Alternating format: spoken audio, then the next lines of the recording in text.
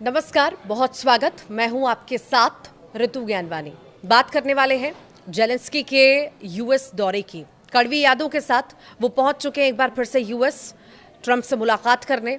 पर खास बात इस बार ये है कि जेलेंस्की इस बार अकेले नहीं पहुंचे हैं। हॉट टॉक होगी भी तो पैरवी करने के लिए कई सारे लोग रहेंगे। अब सर भी हमारे साथ जुड़े हैं। कैसे देखे ये दौरे को? पिछली बार आपने देखा था जब जेलेंस्की पहुंचे थे यूएस, तो ट्रंप ने किस तरह से फटकार लगाई थी, खरी खोटी सुनाई थी। अब जब पहुंचे हैं तो दोनों की मुलाकात के क्या मायने हैं, क्या क्या बातचीत हो सकती है और क्या सब कुछ सामान्य रहने वाला है या सब कुछ ठीक होने वाला है? देखिए ऋतु, ये बड़ा सवाल है कि अगर जेलेंस्की अमेरिका आते हैं और जाहिर है वो आएंगे, तो क्या पिछली बार की तरह कुछ गड़बड़ तो नहीं होगी? क्योंकि सबके मन में यही है। वो वाइट हाउस का वो तस्वीर याद है कि जब जेलेंस्की डोनाल्ड ट्रंप के पास पहुंचे तो डोनाल्ड ट्रंप ने कहा यू डोंट हैव कार्ड्स, आपके कार्ड ख़त्म हो गए।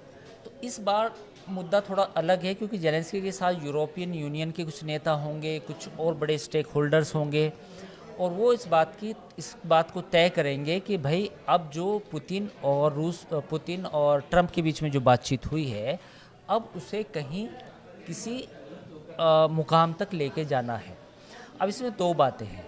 इसमें दो बातें ये हैं कि जो ट्रंप ने पोस्ट किया है ट्रुथ सोशल पर, उसमें उन्होंने साफ तौर पे लिखा है कि जो क्रीमिया है उस पर यूक्रेन को अपना दावा छोड़ना पड़ेगा। और वो जो क्रीमिया है वो ओबामा के टाइम में रूस ने उसको एनेक्स किया था, यानी कि उस पर कब्जा किया था।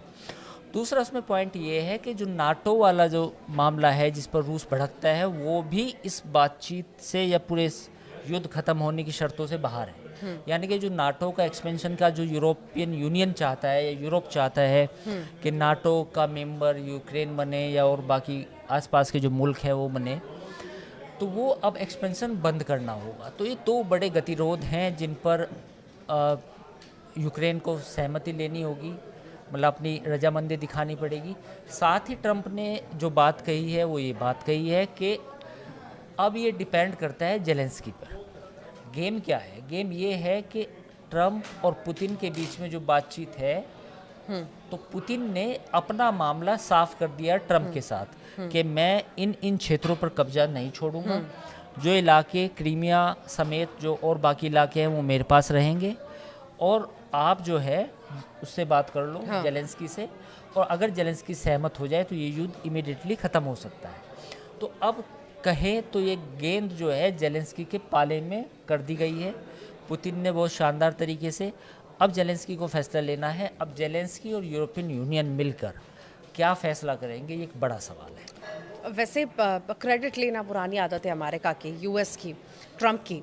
पर जिस तरह से पुतिन से लगातार संपर्क, बातचीत और फिर ये जेलेंस्की से मुलाकात, ये क्या वाकई में जो गाड़ी है उसको पटरी पर लेकर आ पाएगी? क्या कुछ ऐसा दिखता हुआ नज़र आता है क्या? देखिए, मुझे ऐसा लगता है कि कल जब जेलेंस्की आएंगे तो ट्रंप उनको साफ साफ बोल देंगे, क्योंकि उनकी जो लैंग्वेज है, आज जो उन्होंने पोस्ट लिखा है उससे साफ नज़र है कि भाई ये बात मान लो, हाँ, और ये बात मानते हो तो ये लड़ाई ख़त्म हो जाएगी, अगर नहीं मानोगे तो लड़ाई जारी रहेगी। तो एक तरह से धमकी भी है। ट्रंप ने एक तरह से जेलेंस्की को धमकी भी दे दी कि ये तो ये बात मानो वरना ये लड़ाई चालू रहेगी। तो अब मुझे जो लगता है कि जेलेंस्की को फेस सेविंग उस तरह से नहीं मिल पा रही है जिस तरह की उन्हें मिलनी चाहिए थी। ऐसे में मुझे इस बात के 30-40% चांस हैं कि शायद ये लड़ाई ना थमे। ज़रूरी नहीं है कि वो माने, बिल्कुल है, भले उन्हें ऑप्शन नहीं दिया गया है। ऑप्शन नहीं दिया गया है और जो ट्रंप की कार्यशैली है उस पर लगातार सवाल उठते रहे हैं। यूरोपियन यूनियन के नेता उठाते रहे हैं, जेलेंस्की खुद उठाते रहे हैं। तो मुझे ऐसा नहीं लगता कि जेलेंस्की और यूरोपियन यूनियन उनकी बात मानेगा। पर जैसे कड़ा रुख अपना लिया है, ट्रंप ने क्लियर कह दिया क्रीमिया भूल जाओ, ये समझौते की बात कर दी है, या जेलेंस्की के पाले में गेंद डाल दी है, तो फिर भी ये दौरा मायने रखेगा? नहीं, दौरा तो मायने रखेगा। एक बातचीत होनी है जो ज़रूर होनी है। उस बातचीत में ये फैसला होना भी है कि भाई हमें मतलब ये बड़ा फैसला है लड़ाई ख़त्म करने का, तो इसमें तो आमने सामने बैठ के बात होगी।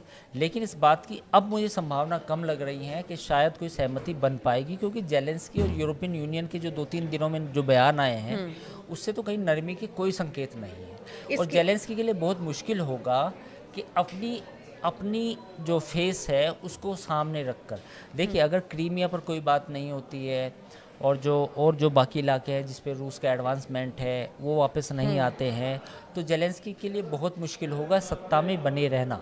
जेलेंस्की को फिर घर जाते ही, युद्ध खत्म होते ही इस्तीफ़ा देना पड़ेगा। तो अब सवाल ये है कि उनका पर्सनल जो एक स्टेक है वो दांव पे लग गया है। तो ऐसे में मुझे इस बात के लगे कहीं ना कहीं ईगो जो होता है आदमी का, वो ईगो ना बाहर आ जाए। अगर वो ईगो बाहर आता है जेलेंस्की का, तो फिर ये मुश्किल होने वाला है। ये क्लियर ट्रम्प की तरफ से तो कर दिया गया है। यहाँ पुतिन भी यही सोच के चल रहे हैं कि हो सकता है समझौता हो जाए, इनके पाले में गेंद भी डाल दी है। नहीं मानते हैं, बातचीत होती है, लौट जाते हैं, मतलब उसके बाद कुछ खास उनके हाथ में, अब जेलेंस्की के हाथ में रहेगा नहीं अगर ऐसी स्थिति। बिल्कुल, जेलेंस्की के हाथ में कुछ नहीं है। जो ट्रम्प हैं वो सीधे सीधे तौर पे ये कहेंगे कि ये पॉइंट्स हैं, इन पर आप टिक करो, हाँ करो। अगर हाँ करते हैं तो ठीक है, लड़ाई ख़त्म हो जाती है। अगर हाँ नहीं करोगे तो लड़ाई ये जारी रहेगी। अच्छा, ये जो बार बार क्रेडिट लेने का काम चल रहा है ट्रम्प के द्वारा, कितनी रियलिटी लगती है इसमें? क्योंकि सिर्फ ये यहाँ की बात नहीं है, जेलेंस्की अब पुतिन से जुड़ी बात नहीं है। हम भारत में भी देखते हैं, हर बात का क्रेडिट ले लेते हैं। यहाँ दूसरे देश की कोई बातचीत होती है, क्रेडिट, रियलिटी कितनी है? देखिए 38 या पता नहीं 39 बार तो वो इंडिया पाकिस्तान की बात कर चुके हैं और इसका भी क्रेडिट लेना चाहेंगे। इवन एक नॉर्वे के अखबार ने ये भी छापा था कि उन्होंने ये कहा था कि भाई मुझे नोबेल दो। हाँ। मतलब किसी कंट्री के मंत्री से भी कह दिया उन्होंने, शायद नॉर्वे की। तो ये क्रेडिट लेने का होड़ तो है, इसमें कोई दो राय नहीं है। ये ट्रम्प का स्टाइल भी है। अब इफ़ेक्टिवली अगर देखें तो उनके पास 1 साल और बचा है, क्योंकि 2 साल, ये मान के चले 2 साल बाद अमेरिका में एक इलेक्शन होंगे, बाई इलेक्शन जिनको बोलते हैं, अमेरिकी सीनेट के, कांग्रेस के। तो उसके बाद डायनामिक्स चेंज हो सकती है। तो ट्रम्प ये चाहते हैं कि दुनिया में मेरा जो गेस्चर हो, मेरी जो बॉडी लैंग्वेज हो, या पूरी दुनिया जो मुझे जाने, वो जाने के बंदा वॉर रुकवा सकता है कहीं भी, चाहे वो इंडिया पाकिस्तान की भी बात हो या फिर यूक्रेन की हो या फिर गाज़ा हमास की हो। सच्चाई इससे इतर है, लड़ाई रुकती है लेकिन उसमें किसी एक व्यक्ति का क्रेडिट नहीं हो सकता, एज ए कंट्री का क्रेडिट हो सकता है, एज ए अमेरिका की पॉलिसीज़ का, या कुछ और देशों का भी हो सकता है। तो ये अगर लड़ाई रुकती है तो कहीं ना कहीं इसमें हमें देखना पड़ेगा, कहीं ना कहीं पुतिन ने भी लड़ाई रोकने की कोशिश की है। हाँ। अब ये आने वाला वक्त बताएगा कि ये लड़ाई वाकई में रुक पाती है या नहीं रुक पाती। मतलब कुछ खास हमें इस मुझे मुलाकात के बाद अगर हम कुछ इसका खास, एनालिसिस करें तो मतलब एक बेसब्री से जो इंतजार होता है कि मुलाकात होगी, शायद कुछ ऐसा निकल करके सामने, हाँ, तो ऐसा कुछ खास नहीं नजर ऐसा आ रहा। कुछ खास नहीं है। और दूसरी बात ये है कि लड़ाई रुकने के जो ट्रम्प का डील करने का तरीका है वो डिफरेंट है। इसमें ये हो सकता था कि जब पुतिन और ट्रम्प के बीच में बातचीत हुई तो उसी समय जेलेंस्की को और यूरोपियन यूनियन के लोगों को बुलाया जाता तो शायद बेहतर डील हो सकती थी। तो अब इंतजार करना पड़ेगा कल तक का, मतलब ज्यादा बड़ा कुछ नहीं हो सकता, पर हाँ होने को तो कुछ भी कभी भी हो सकता है। होने कुछ भी हो सकता है। फिलहाल नमस्कार।